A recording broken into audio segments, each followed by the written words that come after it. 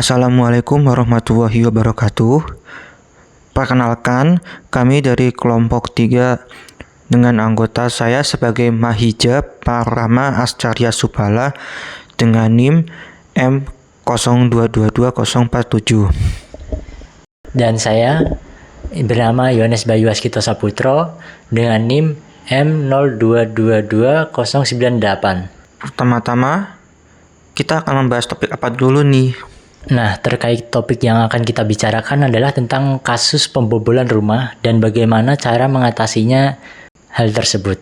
Kira-kira nih, dari pembahasan malam ini, kasus pembobolan yang akan kita bahas itu di daerah mana ya? Dan untuk secara spesifiknya, kita akan membahas di wilayah kota Surakarta. Dari kota Surakarta ini, kira-kira berapa banyak kasus yang sudah menimpa korban? Untuk jumlah pastinya saya belum bisa memastikan, tapi ketika kita searching di Google tentang berita pembobolan rumah di wilayah Surakarta, itu ada banyak sekali. Dari Detikcom, terus dari Tempo juga ada memberitakan tentang pembobolan rumah di wilayah Surakarta ini. Jadi ini pembobolan rumah bisa dikategorikan sebagai tindak kriminalisasi yang perlu diwaspadai. Oke, kalau begitu, apakah ada cara untuk menanggulangi hal tersebut? Nah, ini sedikit hal kecil yang perlu kita perhatikan, tapi bisa sangat penting, yaitu adalah kunci konvensional. Ya, jadi kita perlu mengubah kunci konvensional dari pintu itu menjadi kunci yang berbasis dengan fingerprint. Jadi bukan pakai kunci konvensional lagi, tapi menggunakan sidik jari yang bisa dibilang lebih aman. Kalau boleh tahu nih, inovasi yang dimaksud Mas Bayu tadi kira-kira seperti apa ya? Nah, kan sudah banyak produk nih tentang kunci pintu yang berbasis dengan fingerprint. Nah, hanya saja itu tuh produk tersebut tuh hanya memiliki dua output, yaitu ketika fingerprintnya benar, pintunya akan terbuka, jika salah akan tertutup. Nah, dari project yang akan saya buat, saya akan membuat kunci pintu fingerprint, tapi dengan berbagai output, yaitu sebagai contoh, jika input benar, maka pintu akan terbuka. Jika salah satu kali, maka akan tidak terbuka. Jika dua kali salah dalam input, maka akan mengirimkan sinyal SMS ke nomor yang tertuju.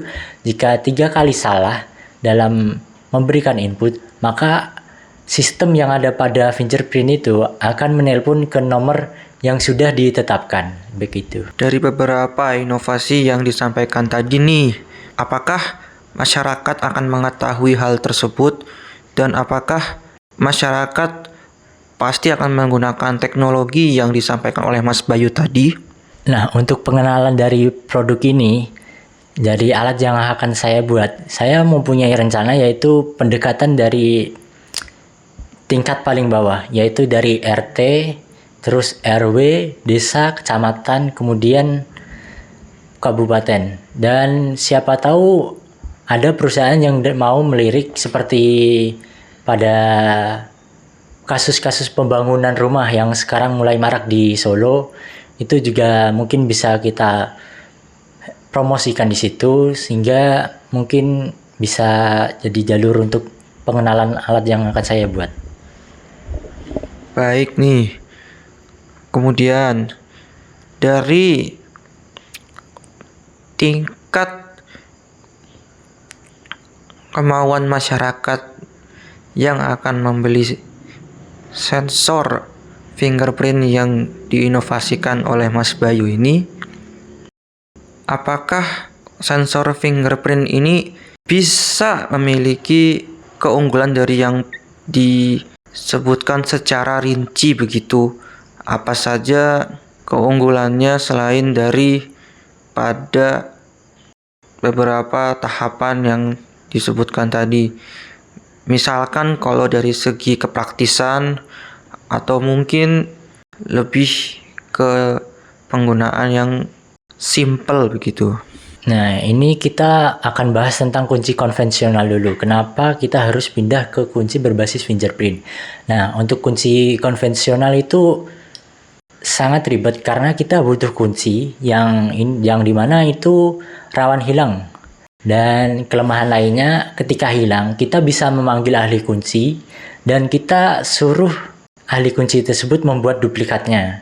Dan itu dibutuhkan waktu yang sangat cepat. Itu merupakan bisa ancaman untuk tindakan kriminalitas. Contoh, nanti setiap rumah kosong ada orang yang pintar ngotak-ngatik kunci, membobol rumah ini bikin duplikat, itu bisa jadi sangat bahaya.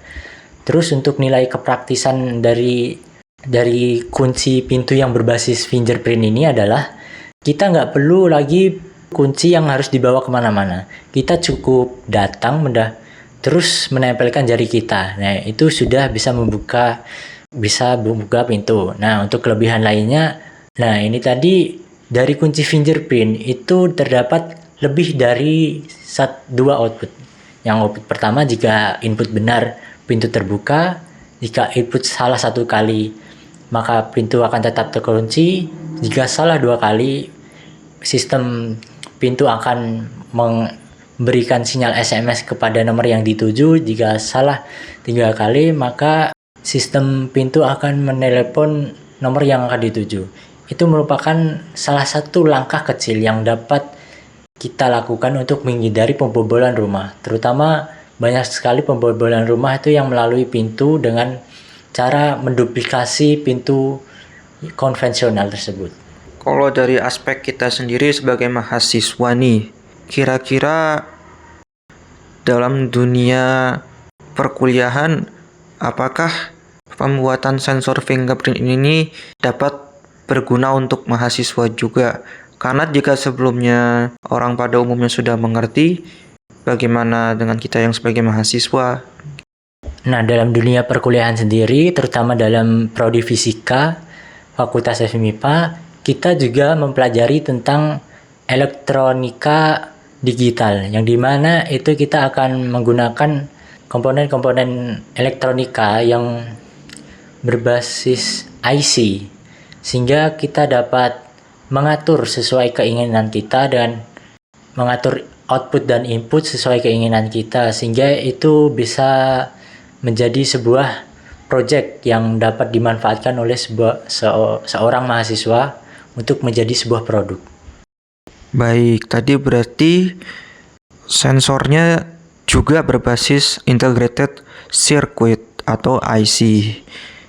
Nah, di samping itu, sebagai pengelola atau sebagai pembuat, kita sudah pasti akan menemukan dengan prinsip ekonomi.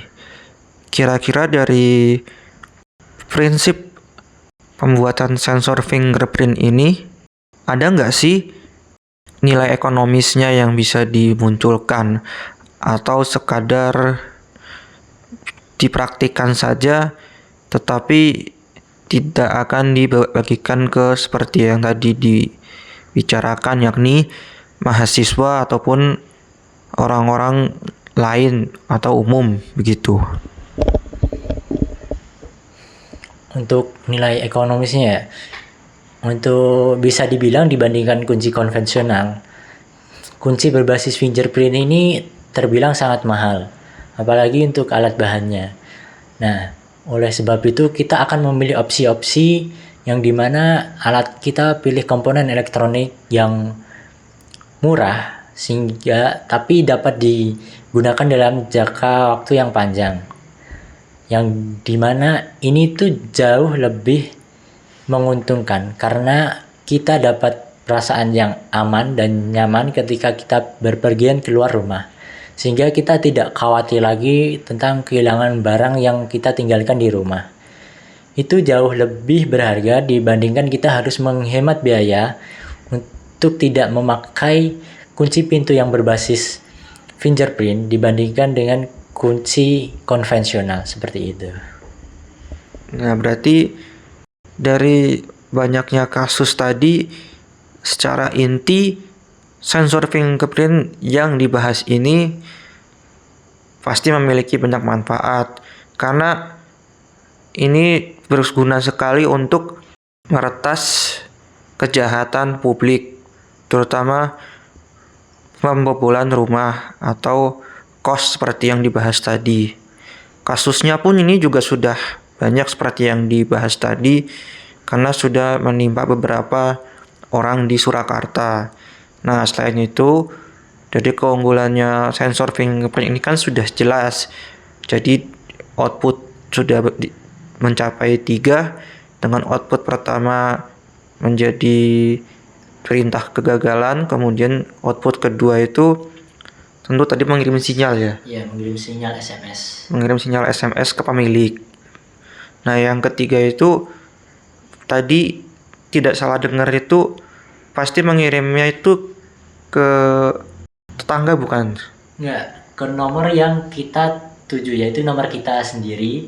Terus ketika kita tahu kalau ada output ketiga sudah bunyi atau ada yang mau coba membobol sebanyak 3 kali, nah itu kan kita harus memastikan kondisi rumah kita tuh aman. Dengan cara apa? Dengan cara kita menghubungi tetangga sekitar untuk mengecek rumah kita, apakah rumah kita masih kondusif atau ada orang yang berkunjung seperti itu, ataupun ada maling atau apapun gitu.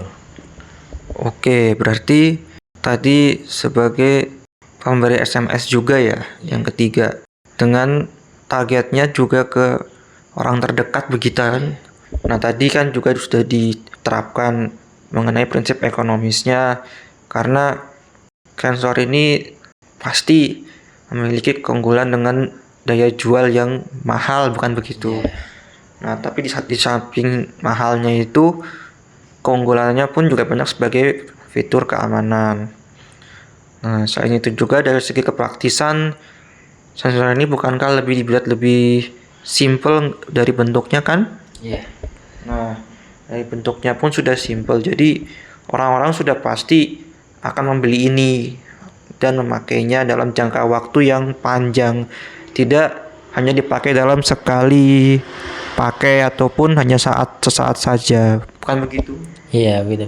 Dengan digantinya sensor ini, kita bisa pakai sampai berapa puluh tahun ke depan. Bahkan jika ada kerusakan, kita juga bisa memperbaikinya gitu. Nah, tadi kan sudah lengkap kan pembahasan kita. Nah, untuk itu kami dari kelompok 3 izin mengakhiri percakapan kami tentang sensor fingerprint berbasis keamanan yang lebih mutakhir dan lebih efisien untuk ekonomis. Wassalamualaikum warahmatullahi wabarakatuh.